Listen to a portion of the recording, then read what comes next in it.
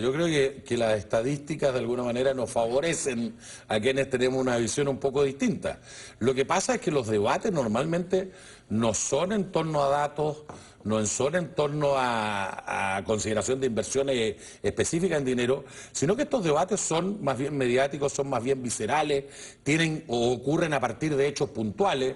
Obviamente en una sociedad y en una sociedad compleja en la que además de alguna manera la riqueza empieza a generar acceso a bienes o deseo de acceso a bienes, la criminalidad es parte de esta sociedad, ¿cierto? Entonces, lo primero que tenemos que hacer como sociedad es reconocer que la criminalidad es parte de una sociedad moderna. Luego tenemos que determinar dónde conviene invertir cuando usted quiere trabajar en torno a esa criminalidad. Si la inversión más rentable es aquella que se hace a propósito del sistema de represión de ese delito, o es aquella que tiene que ver con la rehabilitación respecto a las personas que hayan sido sancionadas, o de la prevención.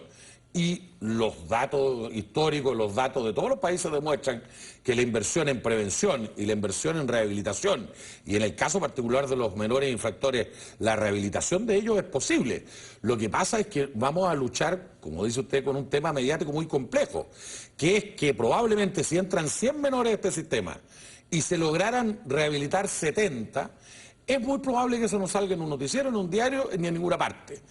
Pero si un menor que está en el tratamiento en un semicerrado se arranca de ese semicerrado y comete probablemente otro robo, no le quepa duda que va a ser el titular del día.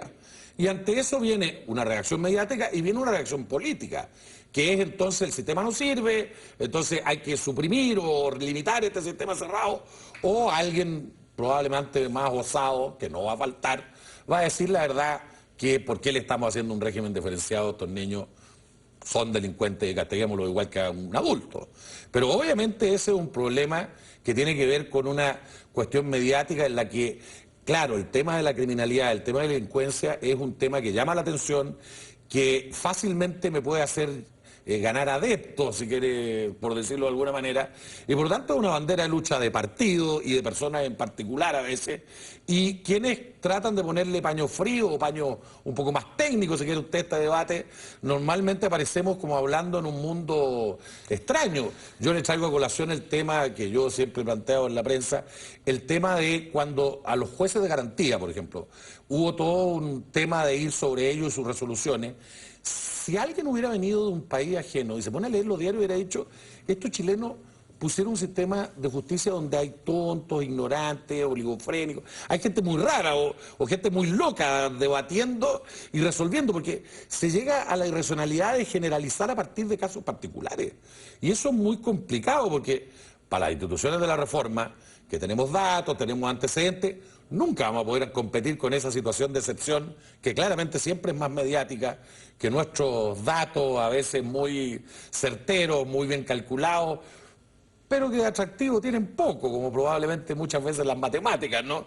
Entonces, es difícil competir. Es verdad, pero eso forma parte también del cuadro, Sí, forma no, parte sin duda. del contexto. A mí, Y por eso estamos siempre dispuestos a discutir. a mí lo que me parece, para cerrar, que ustedes operan muy parecido, el derecho penal opera muy parecido al periodismo, llega siempre después de que la noticia se produjo.